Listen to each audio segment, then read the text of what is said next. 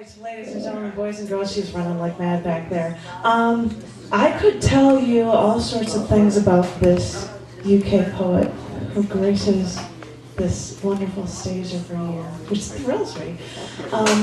I could also tell you that he occasionally submits poetry to the literary magazines that I run, CC&D magazine, so I thought a funny way to introduce him would be to read a poem that I've never heard read before that was published in an issue of CC&D magazine.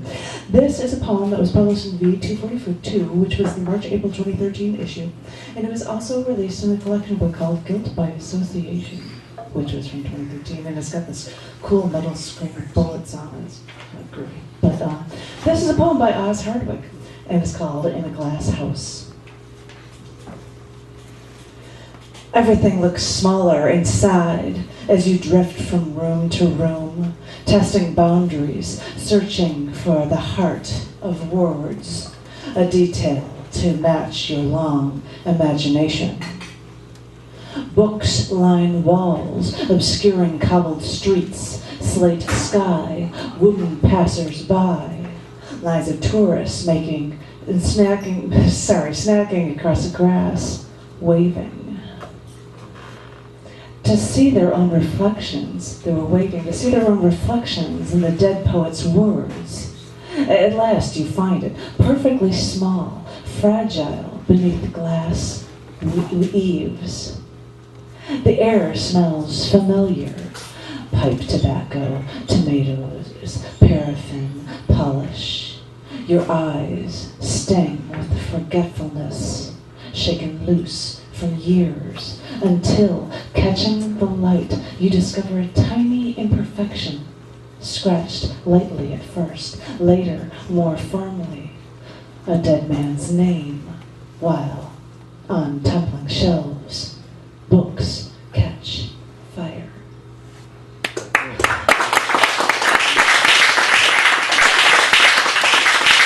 When I do value poetry, it's a good way to introduce him. Please, ladies and gentlemen, please give it up for our first feature this evening. Give it up for Oz Hardwick.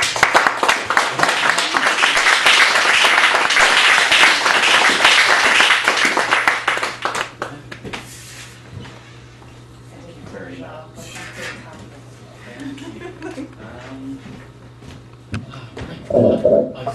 I sort of knew what I was going to say when I got up here, and then that sort of quite took me by surprise. It's from a diary entry by my grandfather. That was so it's quite thrown me that. Okay, I'll start with this, which I believe is going to be in CC&D at some point. I can't remember when, but I can't remember anything today.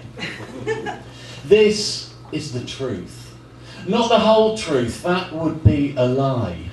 There is no whole truth, just piecemeal insights and epiphanies, scratched from parks and alleys, from vacant lots, from schoolyard walls and subway shadows.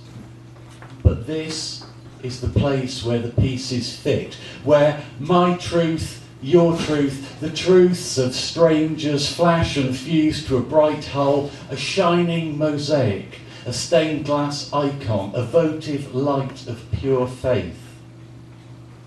And in this light, this truth, nobody will kneel, nobody will bow their head, nobody will apologise, nobody will beg forgiveness for being alive. Instead, we'll testify to our shared selves, our shared truth, our shared pain, our shared love, the blood pumping through our shared heart and our shared, messed up, beautiful humanity aloud in our unique shared voices forever and ever. This is the truth. I wanted to start with that because I wrote it when I was in Chicago last year, going to a couple of things, including here and at the Heartland, where I'm reading next Wednesday, if anyone happens to be in those parts next Wednesday night. Every time I open this book, it falls to the poem I want to read until now. But things are conspiring against me today. But I'm cool with that. It's all right. I'd like to read a poem from an anthology that I've edited, that I've got a few poems in, and this one of mine's been published before, and I think I read it here a couple of years ago. And it's a poem that's in a book that I've edited that's being launched tomorrow in Kalamazoo. Tourist slogan, yes, there really is a Kalamazoo. You can buy all sorts of things with that on, it's great. My mother has it stuck on her fridge. This is called The Seafarer's Return. I live in York in England, which some people know, some people are completely unaware of. And it's a medieval city, was for a tiny little part of the Middle Ages the most important city in Britain. And for most of it, the second most important. And now it's a sort of a stopping off place for international tourists, halfway between London and Edinburgh. But it's a beautiful medieval city, and this is sort of, this takes its impetus from an 8th century to 10th century, who knows when it was actually composed, Old English poem. It's called The Seafarer's Return, and it seems sort of appropriate coming back here for about the 4th, 5th year in different locations perhaps. My salt-caked sea chest is heavy with shells and stories gathered from empty beaches. Rough guides never mention such places. Dangerous tides deter all but the most determined. I've travelled alone, gleaning beauty from shores where the seas had thrown silence upon silence upon silence. Where forever hides in the glimmer of spray, where no gull glides on dead air and secrets remain unknown. At your door I stand, tongue tied in weed, foot sore with blistered palms and a distant stare, my shoulders stooped with the weight of my journey. I need more than I can ask, but first share these far-gathered gifts of shell and stone, whose value resides in the grace of you alone.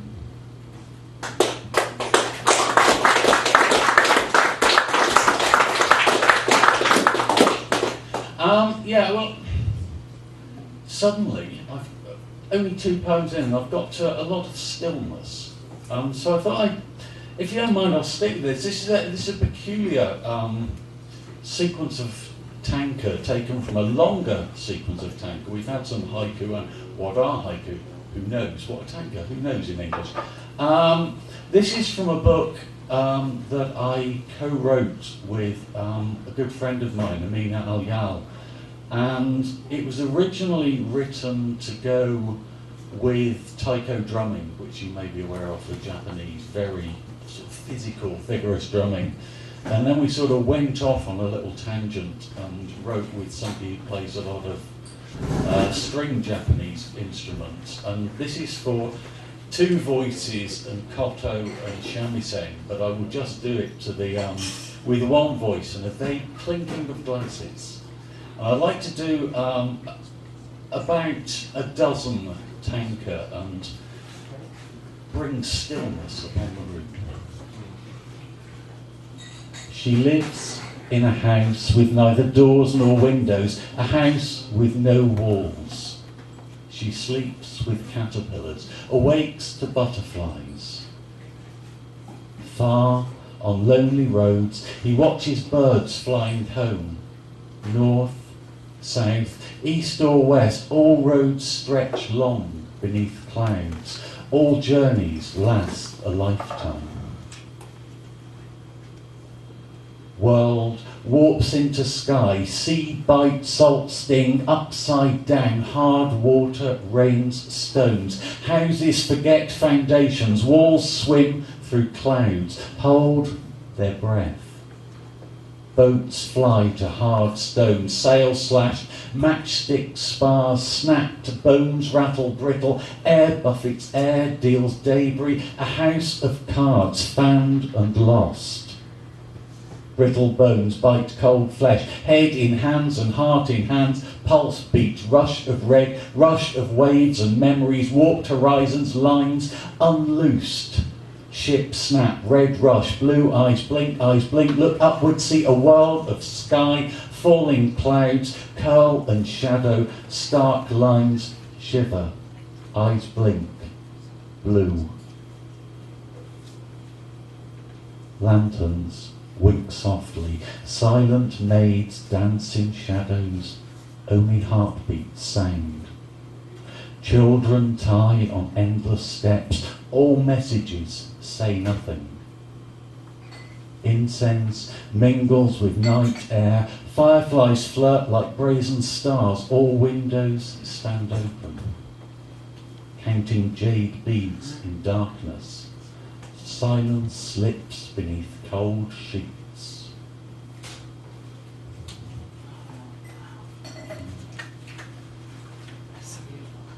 Flowers become pens in the hand of the poet. Hills become paper. He folds the landscape to swans, sets them silently swimming.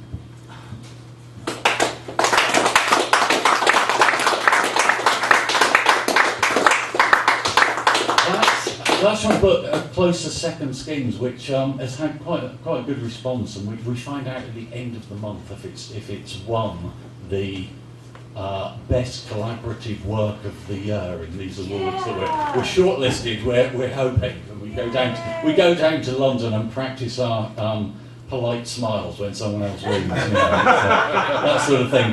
But it's kind of nice to get that far. It's going to be good. To change the mood, I'm a long way from home, and I'm a long way from my wife and our cat. And I won't embarrass you with poems about my wife, which there were a lot in the last book and the book before that, but this one has one about the cat. It's the alchemist cat. The philosopher's unblinking stone, I am sublime. My substance refined, distilled to quintessence of silence. Self-contained in my crucible of inscrutable darkness. Yet, I'm the movement you almost see, the shimmer at the corner of your eye, the flood of shadow beneath your feet, the quicksilver claw. But when you look again, I am elsewhere. Transfixed, reading secrets in blank air, staring beyond human understanding.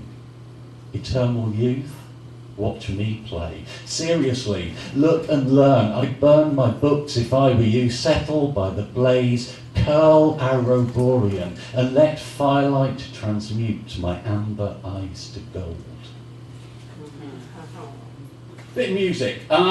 York, the only thing you need to know about York, well, two things. One it's medieval. Two, famous people, when they get into problems, pretend to be dead and turn up there.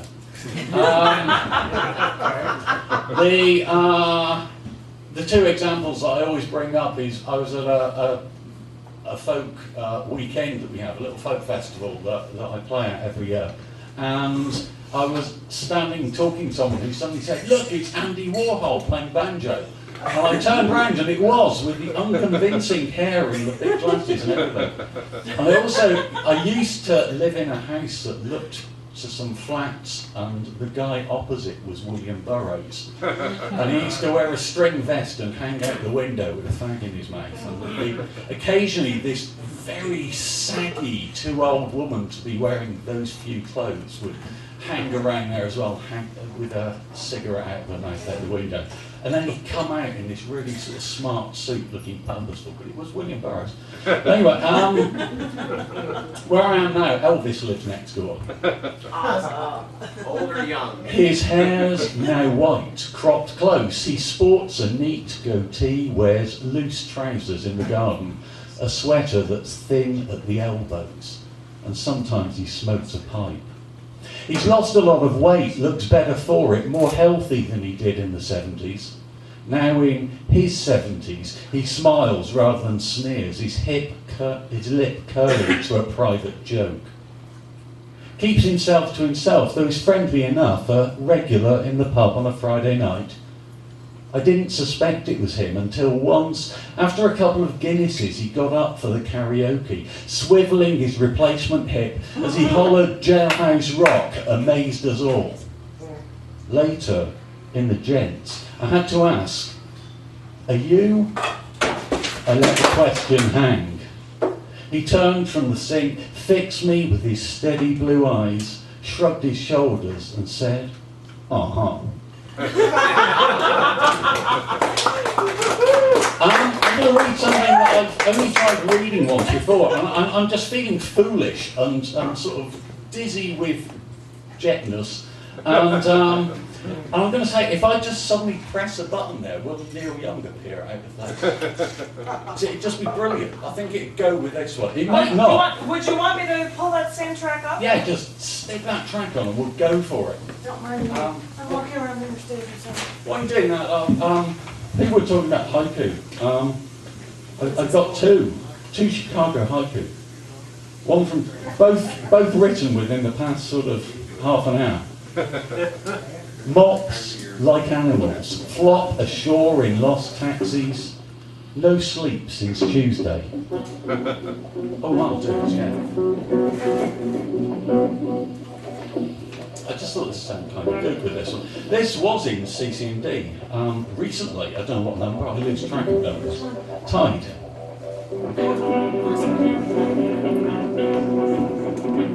I've become over-familiar by then, used to the strange chaos and metamorphosis that had become almost tiresome norm. There had been warnings, scientists predict. If we don't change now, our last chance. But no one listened, or if they did, no one heard. Those same warnings had rung out for decades, decades in which millennial prophecies proliferated and predicted apocalypses came and went with bland frequency. Newspapers reported the occasional whale in the Thames, sheep with two heads, a Kali child with spider limbs, but they were brief distractions, page fillers for lazy tabloids. There was always something more serious, the potential boiling point of countries just beyond the borders of popular imagination, or, ever-present, the economy. Who's getting more than their fair share? Who's getting your share? And as we fretted over fat cats siphoning off the richest cream and a shadowy underclass bleeding the country dry, who noticed for more than a moment when the light-hearted item at the close of the tea time news became darker, more primal, more biblical?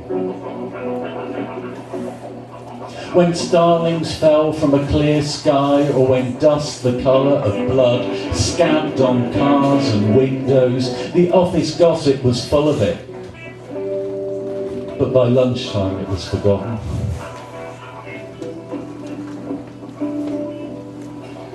So it barely piqued my curiosity when, bundling home one February evening after an uneventful day at the office, I saw that the shape I'd taken to be a bin bag from a distance was actually a seal. Such things had happened a lot a few months previously, but stories had slipped from the news as viewers lost interest, needing new distractions. That we were 70 or more miles from the sea didn't even cross my mind. I just wanted to get home, get warm and eat. But as I was passing, it half rose up and looked directly at me. We've all seen the photos, the streetlight glinted in those inkwell eyes familiar from the Sunday supplements and greetings cards that seemed to study me with intelligence and maybe even compassion. It wasn't an epiphany as such, but for a couple of minutes we were still looking at each other.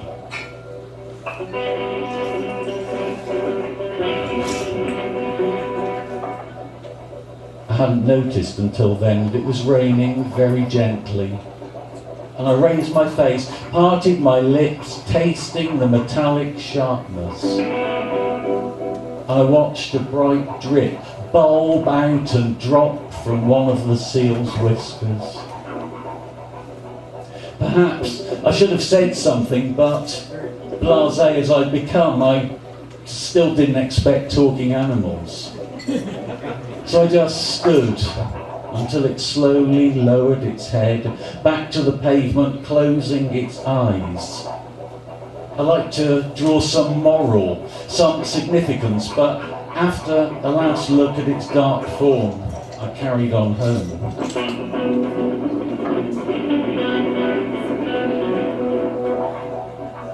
But I did think about it as I pushed open my warped wood door, called a tired greeting to the emptiness. Then, later, as I caught sight of my own dead eyes in the bathroom mirror, I thought of those other eyes and wondered if it had been trying to tell me something.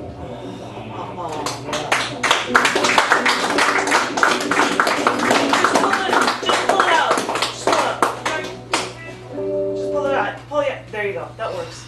Ta-da! Thank you very much. With backing from Neil Young.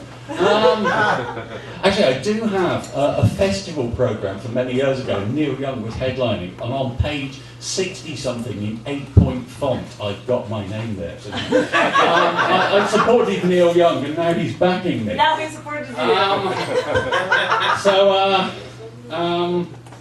Yeah, I think I've got time for one more. So I'll just read this one, which is from The Ringmaster's Apprentice, which is my latest collection, which came out a couple of months ago. And it's got a lot of things in, but some of them I remember reading the first time I ever came to Chicago. So it's taken a while getting together. This is called Passing Over. And when you reach the border that isn't on the map, get dressed as soon as the labourers break into your compartment. And when they start removing the floor panels, try not to meet their eyes. And when the smart man asks you to fill in forms in languages you do not recognise, as a young boy in a crisp uniform crawls through the luggage racks, try not to dwell on the way you skimmed the small print in guidebooks you should have read more closely. And though, when they lead you silently onto the foggy sidings at 3 a.m, you will inevitably recall cheap paperbacks and grainy movies, try instead to consider what you truly believe and whether or not it is what they also believe. And most importantly, when the elderly woman with too much makeup, sitting stiffly in the overlit, overheated hut, the only person who smiles and speaks your native tongue, makes a simple demand: make sure you are carrying exactly what she asks for. Thank you.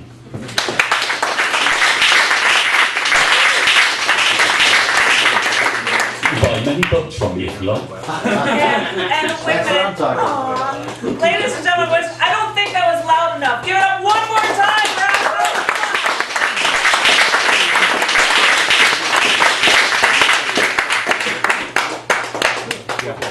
He's triple plus awesome, which is better than the dystopian universe of Orwell's 1984, because he's triple plus awesome. Yes. This is such an awesome looking cover, if nothing else, for this great book. And thank you so much. And as I had said, if this open mic just turns to dust, at least for the next week or so, you'll be able to download a podcast of this, or you can go to cathards.org/thecafe and actually download it without having access to iTunes or whatnot. I could be telling you that in 2 weeks we happen to have 2 open micers as well, on a late night, 9 to 11, with GPA, the Poetic Unsub, and Roberta Miles, both from Cafe Cabaret. And June 10th we've got Jason Noah from, and June 24th, yeah, oh yeah, Jessica's here, yeah! And 2 weeks after that, June 24th, we got Alicia Flynn, and I could go on and on and on, but I could tell you all about it later. But what I am going to tell you is you've got like 2 minutes, because right now our second feature what time is going to be setting up, and we have another great performance. So give yourself a break.